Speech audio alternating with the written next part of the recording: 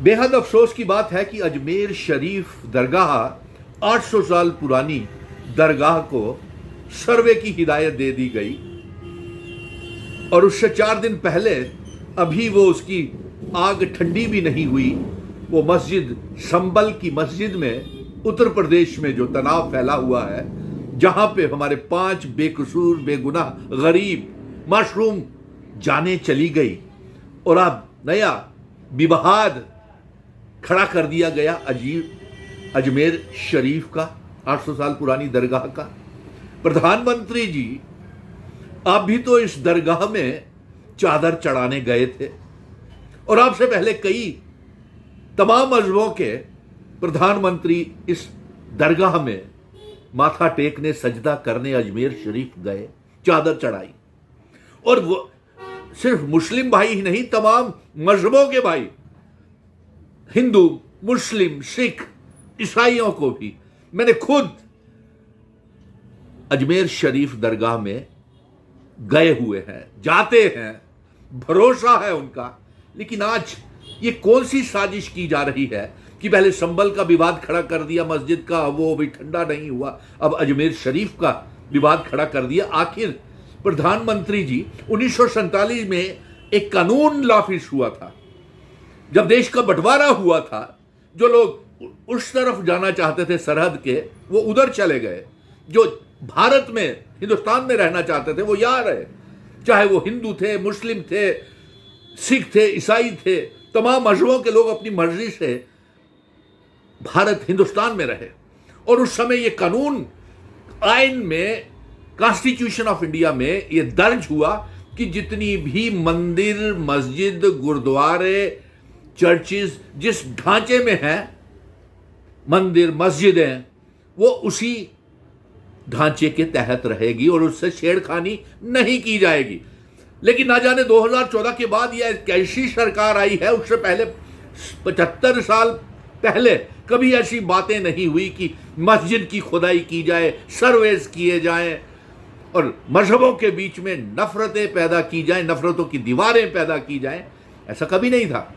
फिर बताइए, जब ये कानून की धज्जियां क्यों उड़ रही हैं, हमारे इंडियन कॉन्स्टिट्यूशन की धज्जियां क्यों उड़ाई जा रही हैं, और क्यों एक कोर्ट ने हिदायत जारी कर दी कि अजमेर शरीफ को, मैं सुप्रीम कोर्ट से गुजारिश करूंगा कि जिस कोर्ट ने यह हिदायत जारी की है कि अजमेर शरीफ को सर्वे किया जाए, उसे जल्द से जल्द रोका जाना चाहिए। और अफसोस इस बात का है कि प्रधानमंत्री जी, आप क्यों खामोश हैं? ना आपका कोई बयान संबल की मस्जिद में आया, ना आपका बयान कोई अजमेर शरीफ के ऊपर आया, ना बांग्लादेश में जो हो रहा है उसके ऊपर भी नहीं आया, गौतम अडानी के ऊपर भी नहीं आया। अरे जम्मू कश्मीर में भाईचारे का भाईचारा है। यहां हमारे मुस्लिम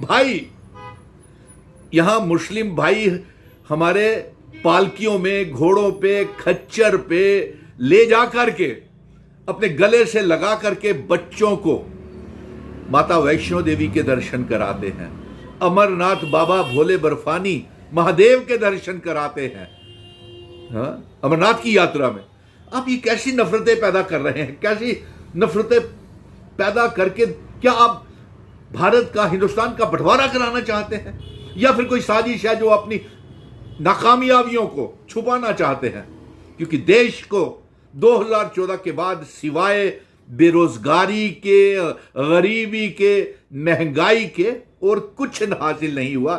तो लोगों को, देश के लोगों को मजहबी राजनीति में डाल दो, उनका बंटवारा कर दो, इसलिए आप ये कर रहे हैं। और अफसोस की बात यह है, मैं सुप्रीम कोर्ट से फिर से गुजारिश करूंगा कि इसका असर हमारे जम्मू कश्मीर पे भी हो सकता है, पूरे देश को कमज़ोर हो सकता है, और एक ऐसे माहौल ना क्रिएट किया जाए, पैदा ना किया जाए, जिससे ऐसे हालात हों और मजबूरन अगर इसको रोका नहीं गया, इस सर्वे को रोका नहीं गया अजमेर शरीफ के, तो भाईचारे को कायम रखने के लिए मैं भूख हड़ताल के ऊपर भी बैठूंगा।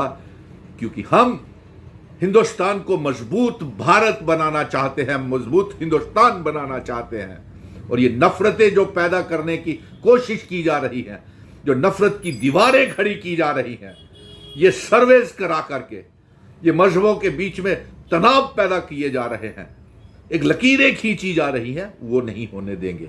जय हिंद, जय भारत।